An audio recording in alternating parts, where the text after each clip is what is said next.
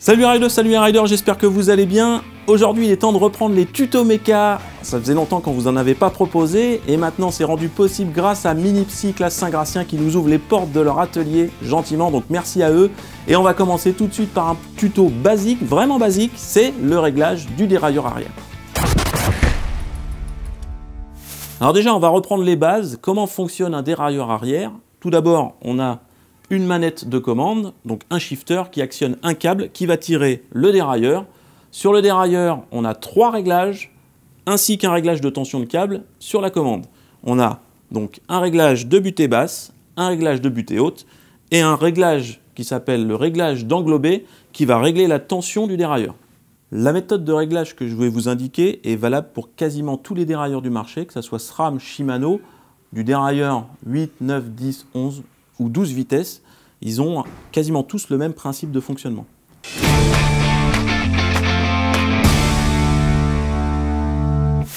Première étape, il faut descendre tous les rapports et mettre la vitesse sur le plus petit pignon. Ensuite, on détache le câble, c'est-à-dire qu'on le desserre juste pour qu'il soit libre. Contrôlez le serrage du dérailleur à la clé dynamométrique, parce que si votre dérailleur est desserré, ça va fausser complètement le réglage. Là d'ailleurs, il était desserré. Voilà. Sur votre dérailleur, vous avez 3 réglages. Donc la vis de butée basse, c'est celle qui est en appui quand vous êtes sur le petit pignon. Donc c'est celle-là, sur ce dérailleur-là SLX 11 vitesses.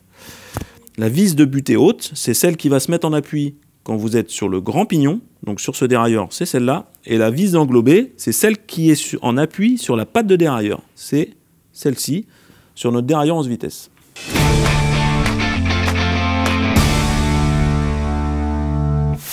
On va maintenant régler la vis de butée basse pour aligner le galet de dérailleur face au plus petit des pignons. Généralement, on le fait aussi au bruit. Quand vous entendez clac, clac, clac, clac, clac, clac, clac, c'est que ça va pas. Là, vous voyez, on est trop en bas. Là. Je ne sais pas si vous entendez. Ce que je fais généralement, c'est que je la fais monter du coup sur le deuxième pignon. Je la redescends pour qu'elle redescende sur le petit.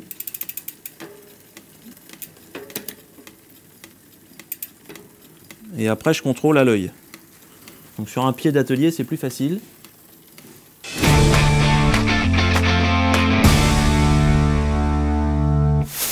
Sur notre transmission 11 vitesses, le réglage de tension de câble se fait sur le shifter via cette petite molette que l'on vient desserrer pour tendre le câble ou serrer pour détendre le câble. Avant de raccrocher le câble, je vous conseille de mettre le réglage à son point milieu pour pouvoir ajuster dans les deux sens. Ensuite, pour serrer le câble, on vient le tendre légèrement, puis on serre la vis.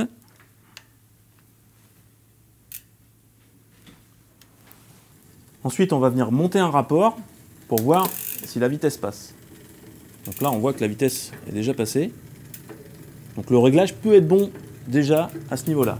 On va contrôler sur les autres rapports que tout passe bien.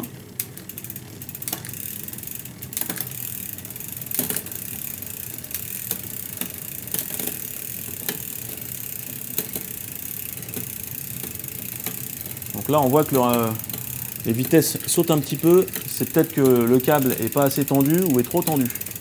On va contrôler à la descente.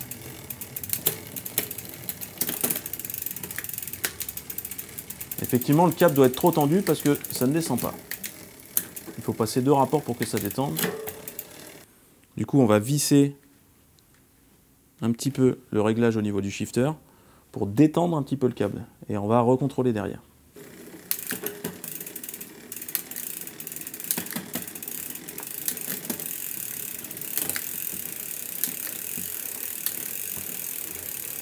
On voit que c'est un petit peu mieux quand même.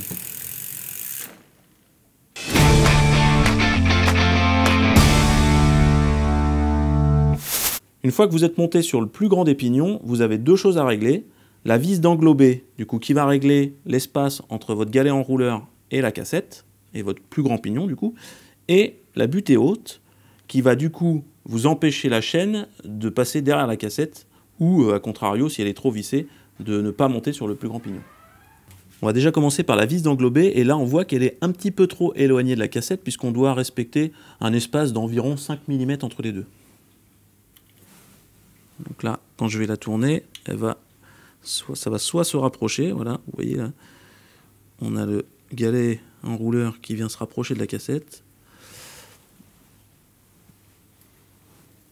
Et là, je pense qu'on est plutôt pas trop mal. Et ça vient tendre votre chaîne. Ce réglage-là, vous pouvez le contrôler en redescendant un rapport et en remontant. Si la chaîne vient se coincer, c'est que vous êtes trop près. Alors la vis de butée haute, on voit qu'elle est déjà en contact avec son support. C'est-à-dire qu'elle empêche, si vous appuyez sur le shifter, le dérailleur ne va pas aller plus loin. Si vous la desserrez, en fait, quand vous appuyez sur le shifter, ça va pousser le dérailleur vers l'extérieur et votre chaîne va basculer derrière votre cassette. Donc il ne faut absolument pas que ça arrive, ça.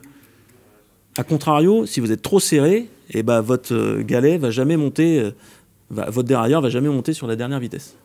Donc là, on était bien réglé, je la remets là où elle était, mais comme à la butée basse, il faut que la roue soit alignée avec le pignon, tout simplement.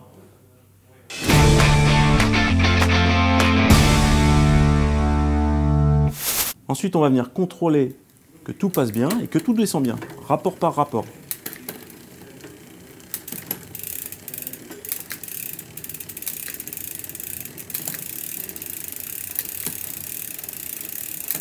C'est le moment aussi de peaufiner vos réglages si vous sentez que c'est pas parfait. Surtout que le fait de modifier le réglage de la vis d'englobé peut également influer sur le réglage de la tension du câble.